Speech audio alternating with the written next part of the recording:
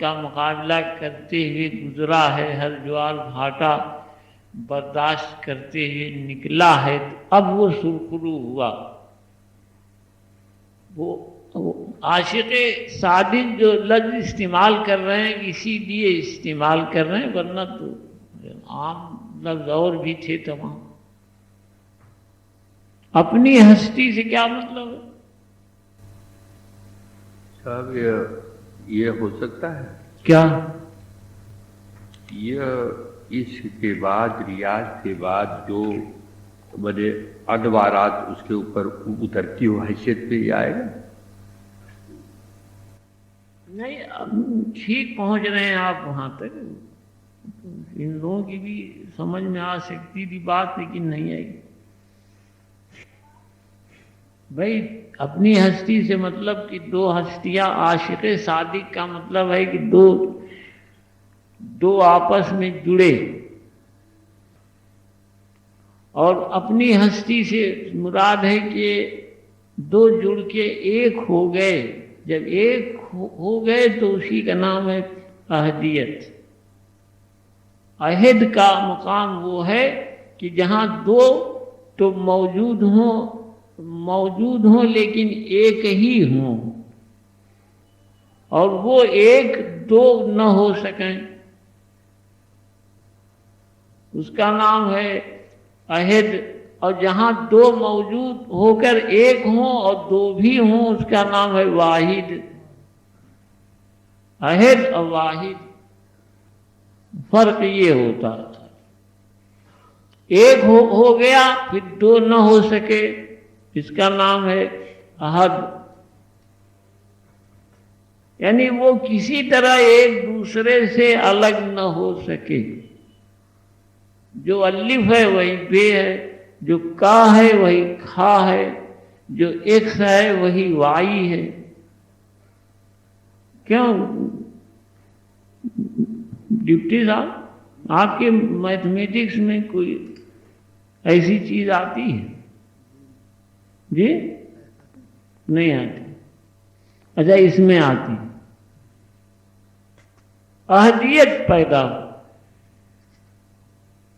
اب اس کے آگے ذرا سا بڑھ لیجیے۔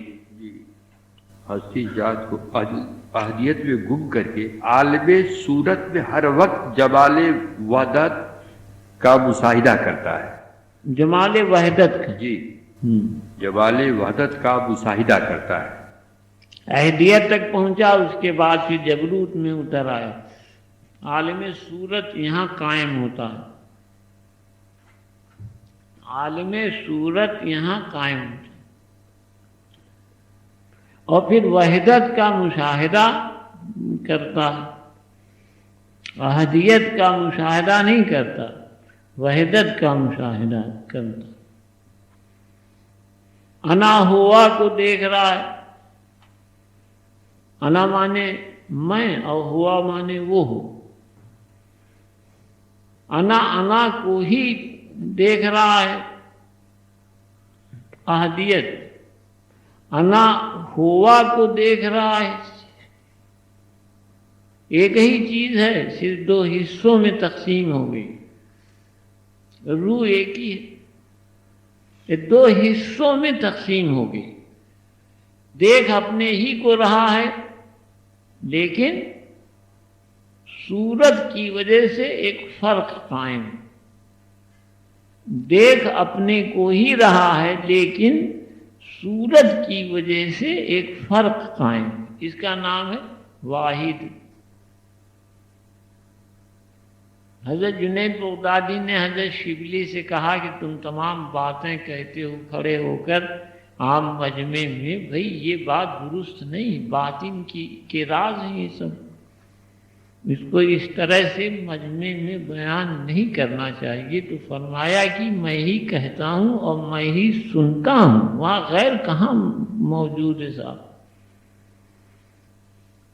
روحانی گلدستہ کبھی اٹھا کے دیکھیں آپ لوگ، جواب حضرت شبلی نے دیا کہ میں ہی کہتا ہوں اور میں ہی سنتا ہوں، وہاں غیر کہاں موجود ہے۔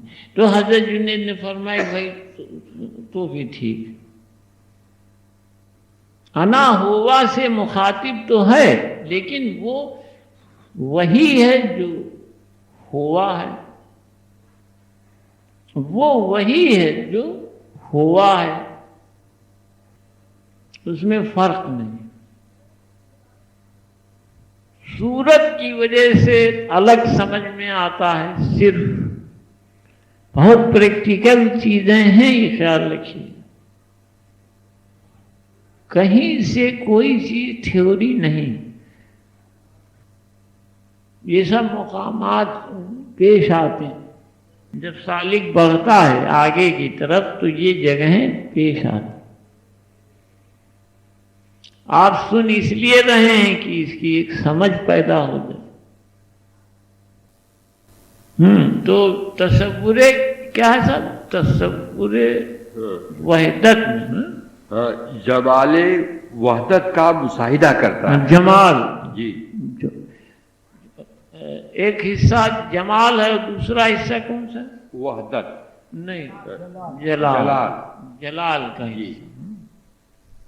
فرما جی انسیت قائم رہتی، لگاؤ محبت قائم رہتی، کوئی چیز نہایت بھلی لگتی، اور دوسری بات ہو تو ڈر محسوس ہوتا، ہیبت محسوس ہوتی، خوف محسوس ہوتا۔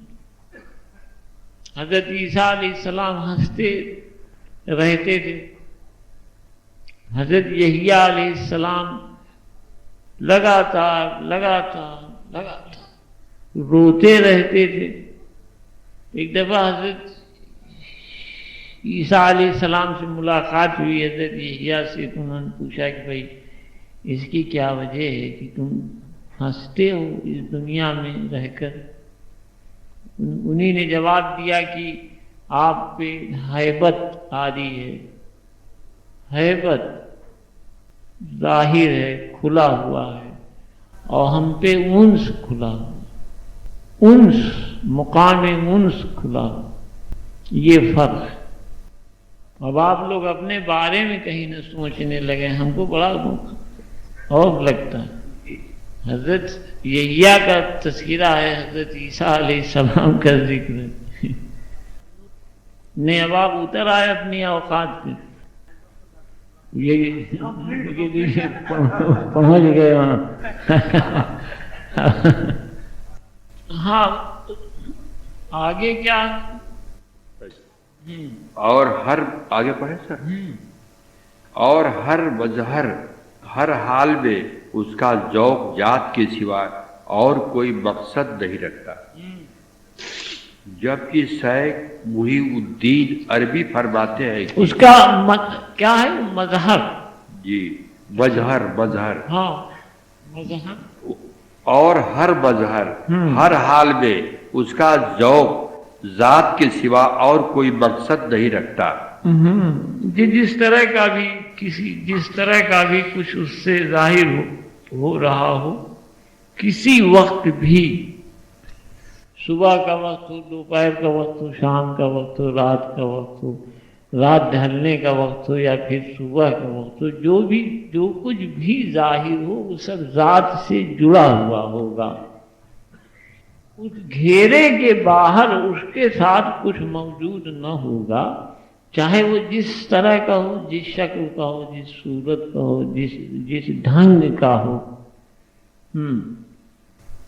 رکھا، جبکہ شیخ محی الدین عربی فرماتے ہیں کہ جی، تعریف ہے اس ذات پاک کی جس نے ہر چیز کو پیدا کیا اور وہ اس کا عین ہے۔ جس کو پیدا کیا وہ اس پیدا کرنے والے کا عین ہے۔ جو کچھ بھی اس نے پیدا کیا اس پیدا کرنے والے کا عین ہے، لائک ٹو۔ انگریزی میں ایک لفظ ہے عین کے لیے، عین کے لیے لائک ٹو، اس کے مثل، اس کی طرح سے۔ اب کسی نہ کسی حالت میں وہ ضرور اس کی طرح کا ہے، ایک سے لے کر اسنکھ کی گنتی تک کسی نہ کسی جگہ پر وہ اس کے لائک ٹو کہیں نہ کہیں ضرور موجود ہے.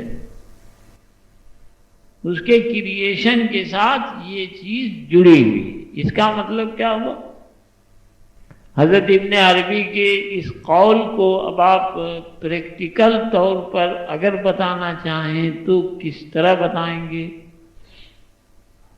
کیوں نیاز صاحب؟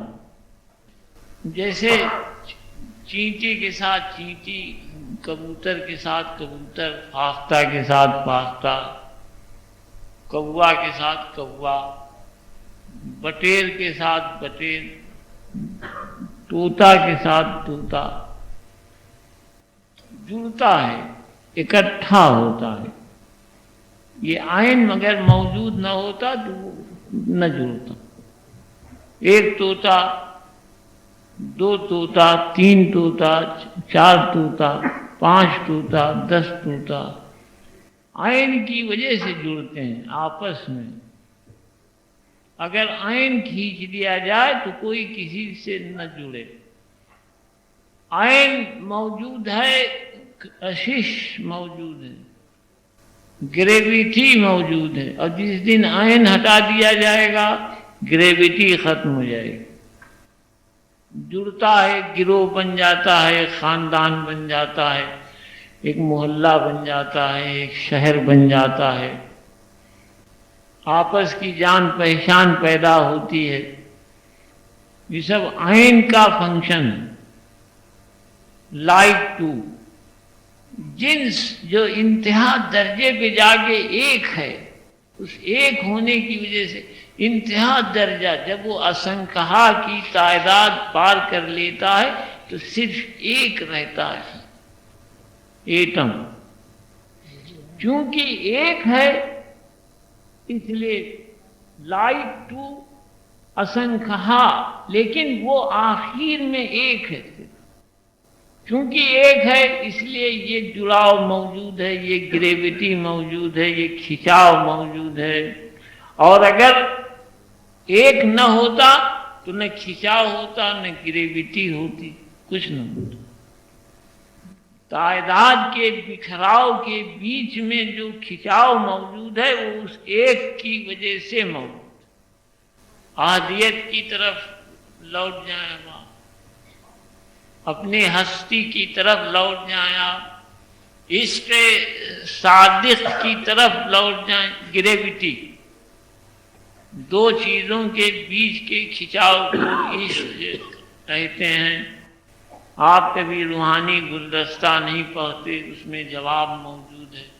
دو چیزوں کے بیچ کے کھچاؤ کو، کشش کو عشق کہتے ہیں.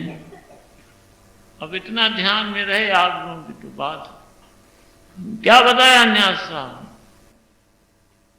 ہاں، وہ فرماتے ہیں کہ یہاں کا ذرہ ذرہ، انہوں نے ترجمہ فرمایا کہ اگر کوئی پتھر پوج رہا ہے یا پیڑ پوج رہا ہے یا کچھ بھی کر رہا ہے، حضرت ابن عربی فرمایا، اور اس میں وہ سچائی رکھتا ہے تو اسی سے خدا ظاہر ہو جائے گا.